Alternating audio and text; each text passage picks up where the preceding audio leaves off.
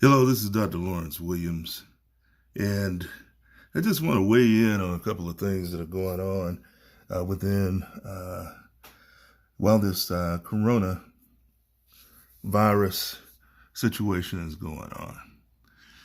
A lot of you are really taking it from the standpoint of civil rights being violated because you are being restricted. I'm about to say a bunch of things. I met our governor, very nice guy. I voted for him. And I'm about to say a bunch of things that he can't say. So beware, hold on to your hats.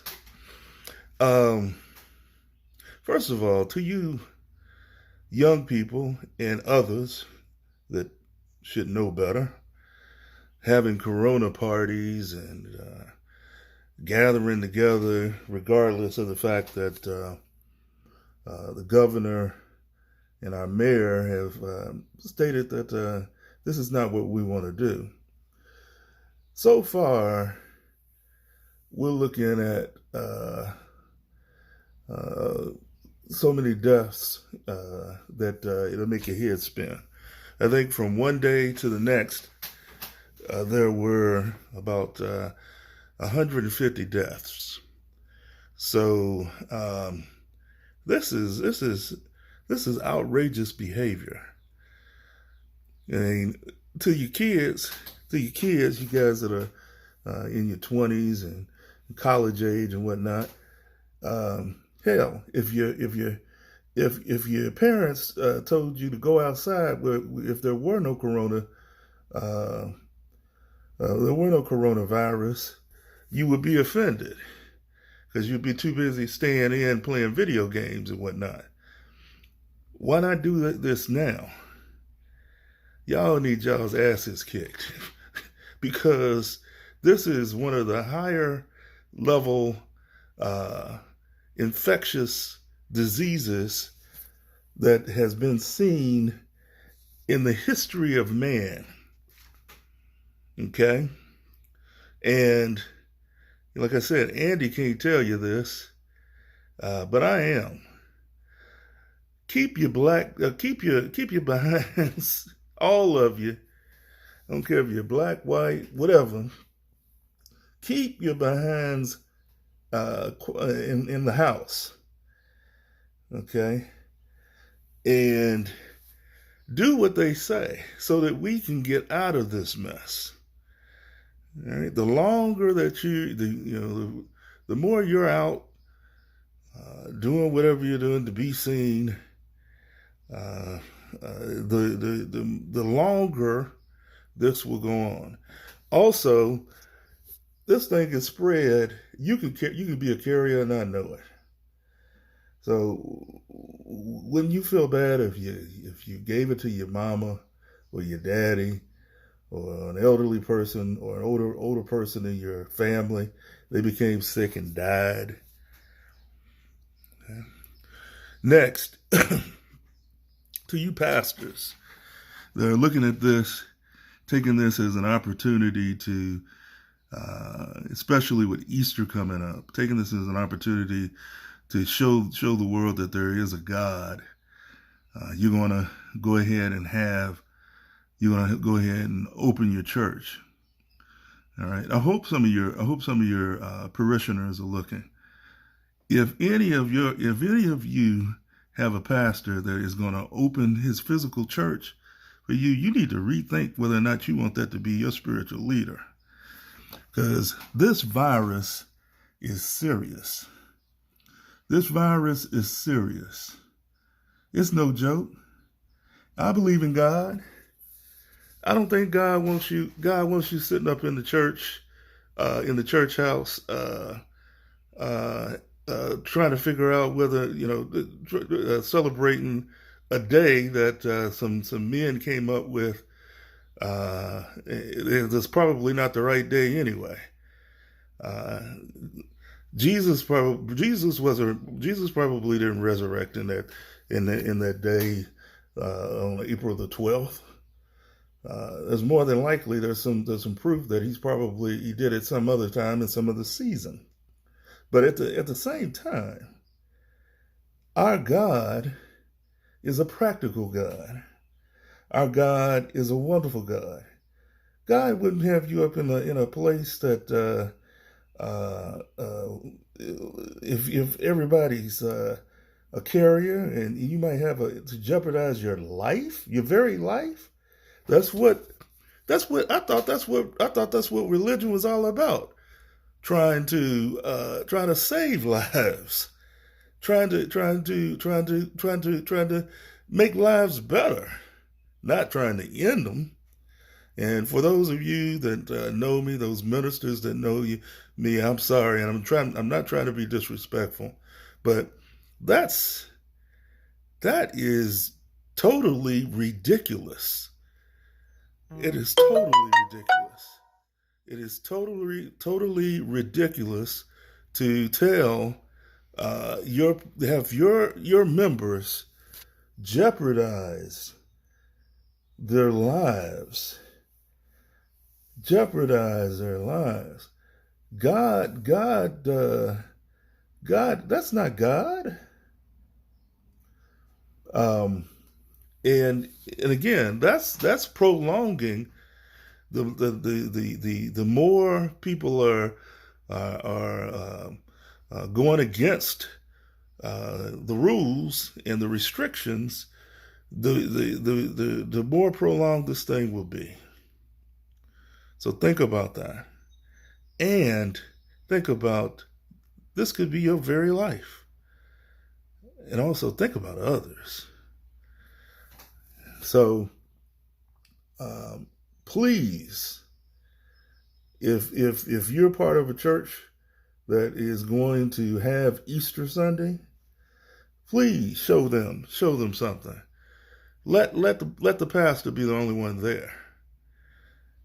So that they understand that you are, and if they want to talk to you about who God is, tell them God doesn't want you there. God probably will not be there. God will probably not be there. God is a practical God. His spirit will probably not be there. God is a spirit, and that's not something that it didn't seem like that would be something that God would be involved in. And if you feel like I'm blaspheming, you're welcome to tell me. But just because you're a church, there's been so many churches that have done wrong, and just because you're a church leader doesn't make you right. If you were doing right, you would have something set up for your members to dial in remotely. You would have something maybe for that time for them to dial in remotely and worship remotely, and then possibly look to do another ceremony. That's what it's all about. It's a ceremony. Another ceremony after all of this is done. After all of this corona stuff is over. Can you imagine the celebration that can go on after it's all over? Can you imagine being able to see all your friends and finding that they are alive and well after it's all over? And we can say, hey, we conquered that together. We did that together. It was hard. It was hard staying in. It was hard missing out on money. It was hard missing people and seeing people and not seeing people. It was hard to do all those things. But to do the opposite of what is right and expect right outcomes makes no sense.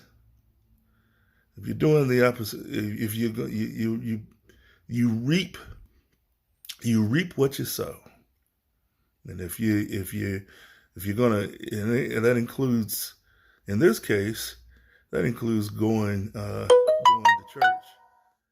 Okay, yeah, I'm a proponent of church. I'm a proponent of God, but in this situation, if you are uh, going into the eye of the storm,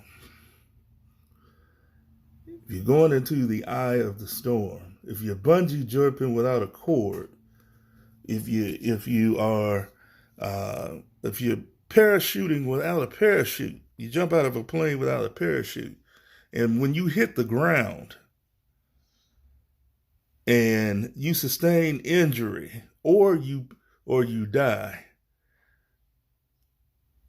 what I mean is that gonna is that does that prove that there's a God, or there's a lack of a God, or there's a God that's on your side?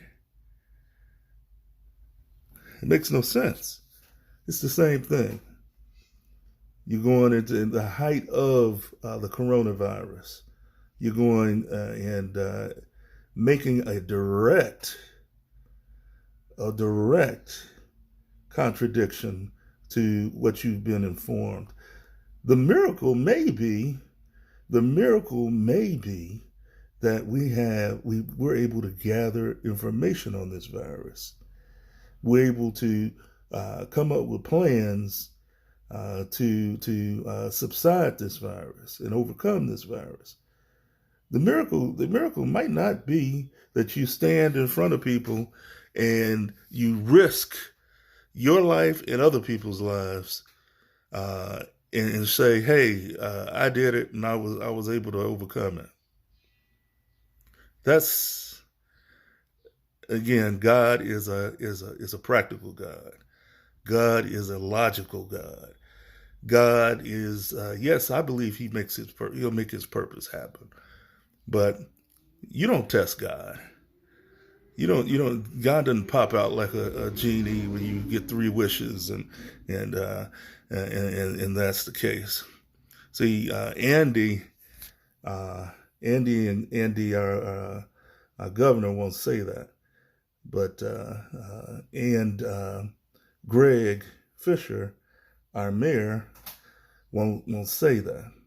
He won't say how stupid that looks. They won't say how ridiculous that is. They won't say that that is the dumbest thing that they've ever heard. See, because they might want to be reelected. Me, that's the dumbest thing I've ever heard. People doing the opposite of what is being asked of them by the experts to overcome something, and then and again, this is not civil. Your civil rights aren't being violated. It is my human right to want to live.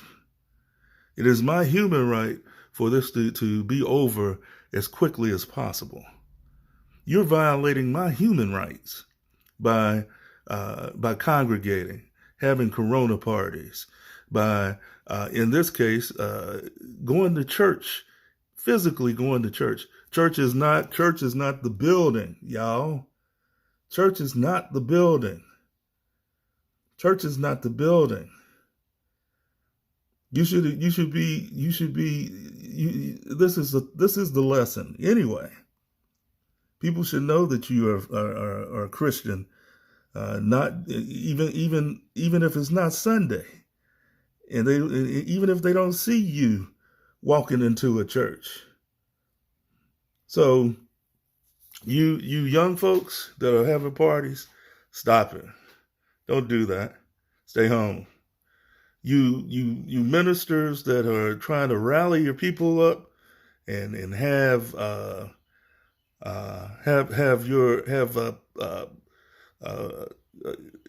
physical ceremony at the church where everybody's going to come, call it off. Get Zoom. Do a Zoom meeting. Do a YouTube meeting. Do a live streaming meeting. It works. It will work. Thank you. This is Dr. Williams, and I just had to say it.